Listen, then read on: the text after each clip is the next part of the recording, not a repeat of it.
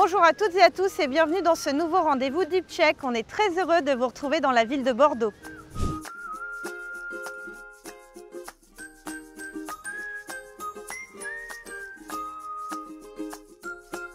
Nous démarrons ce Deep Check Bordeaux par l'Université de Bordeaux avec Étienne Duguet. Bonjour Étienne. Bonjour Marie. Vous êtes vice-président en charge de l'innovation à l'Université de Bordeaux. Votre mission principale, c'est de révéler le potentiel de votre territoire. Quel est ce potentiel? Alors, notre territoire, la région Nouvelle-Aquitaine en particulier, est caractérisée par la diversité de ses filières. À la fois des filières industrielles locomotives, telles que l'aéronautique, telles que l'agroalimentaire, l'agriculture ou le bois, des filières d'émergence comme l'hydrogène ou les batteries, et puis il y a aussi les industries culturelles et créatives, le numérique, etc. Ce qu'il faut comprendre, c'est que notre territoire est aussi en pleine mutation, avec l'ambition en particulier de la région Nouvelle-Aquitaine de devenir la première région éco-responsable de France d'ici 2030, ce qui signifie décarbonée, sociale, souveraine. Et puis il y a Bordeaux Métropole qui veut, avec une centaine de villes européennes, devenir neutre du point de vue du climat, toujours à la même échéance de 2030. Alors au cœur de ce territoire, il y a l'Université de Bordeaux et ses partenaires académiques qui représentent un potentiel de recherche de 6150 équivalents temps plein, soit plus de la moitié des forces de Nouvelle-Aquitaine. Nous avons aussi un grand programme IDEX qui nous permet de développer une recherche pluridisciplinaire d'excellence et de potentialiser des innovations, en particulier en biologie santé, en chimie matériaux, en numérique et en ingénierie. Et ce qui nous amène, depuis quelques années, à être systématiquement dans le trio de tête des universités françaises en termes de déposants de brevets à l'INPI. Étienne, expliquez-nous de quelle manière le pôle universitaire d'innovation aide les synergies entre ses partenaires. Alors justement, le plan d'action de notre PUI s'organise en 3 axes. Le premier axe, c'est le pacte entre les fondateurs pour créer une nouvelle gouvernance autour de l'innovation à l'écoute de son écosystème. Ce sont à la fois des processus métiers optimisés et des outils de pilotage qui sont mutualisés. Le deuxième axe consiste à donner envie d'innover, d'entreprendre, de collaborer avec le monde socio-économique. Et ce sont principalement des actions de marketing, de communication et de prospective. Et puis le troisième axe consiste à accélérer en intensifiant les relations avec le monde socio-économique et développant de nouvelles startups, sachant qu'aujourd'hui, nous sommes déjà à un rythme de 10 startups Deep Tech créées par an. Accélérer, développer, derrière tout ça, quelle est l'ambition du PUI de Bordeaux? Notre chance à Bordeaux, c'est que ce plan d'action du PUI, il est renforcé par des grands programmes que nous avons obtenus dans le cadre de France 2030. Il y a le programme Excellence, qui a pour ambition de conduire le changement culturel de tous nos étudiants et de tous nos collaborateurs pour que d'ici 2030, l'Université de Bordeaux soit réputée innovante et entreprenante. Il y a le grand programme ID, qui consiste à développer un campus augmenté au bénéfice des transitions. Et enfin, un dernier programme pour installer le nouveau métier de développeur d'affaires, de façon à intensifier les relations avec le monde socio-économique, augmenter le volume de ressources propres et donc mieux servir nos missions. Merci Étienne. Merci Marie-Hélène.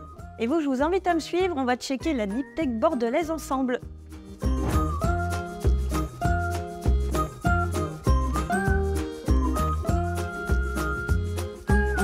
Nous voici à l'Institut de recherche en oncologie de Bordeaux où on retrouve Madeleine Moscatelli. Bonjour Madeleine. Bonjour. Vous êtes la cofondatrice de Believer. Expliquez-nous en quoi consiste votre technologie. La mission de Believer, ça va être de permettre aux patients atteints d'un cancer du foie d'obtenir le traitement qui aura le plus de probabilité de le guérir. Donc pour cela, on va étudier la biopsie qui est faite lors du diagnostic du patient et on va faire en quelque sorte la carte d'identité de la tumeur. Et grâce à notre intelligence artificielle, on va pouvoir après étudier cette carte d'identité et prédire à quel traitement le patient va répondre. Pourquoi actuellement, à quoi ressemble le parcours justement de traitement d'un patient? Oui, alors actuellement, à tous les patients va être administré le même traitement. C'est ce qu'on appelle la première ligne de traitement. Elle est choisie sur l'étude d'une population globale sans prendre en compte les spécificités de chaque patient, car une tumeur est propre à chaque patient. Et du coup, en fait, finalement, pour le cancer du foie, cette première ligne de traitement, elle est efficace que dans 15 à 30% des cas, et seulement 25% des patients auront accès à une seconde ligne de traitement, les autres auront succombé avant. Et finalement, ces patients qui auront succombé auraient pu répondre à un autre traitement, mais n'auront pas cette possibilité. Et c'est ce que va permettre Believer?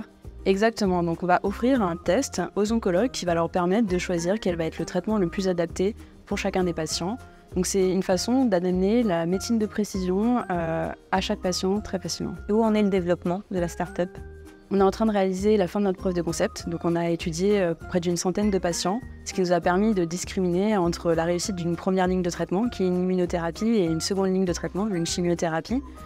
Et maintenant, le but pour Believer, ça va être de lever assez de fonds pour permettre de valider cette preuve de concept sur une plus large échelle, donc en réalisant des essais cliniques.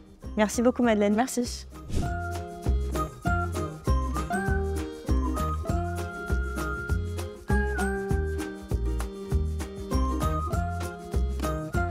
Nous voici à la Cité numérique pour le dernier check de ce Deep Check Bordeaux où l'on retrouve Renaud Winzerit. Bonjour Renaud. Bonjour Marie-Hélène. Vous êtes responsable clinique chez SoCute.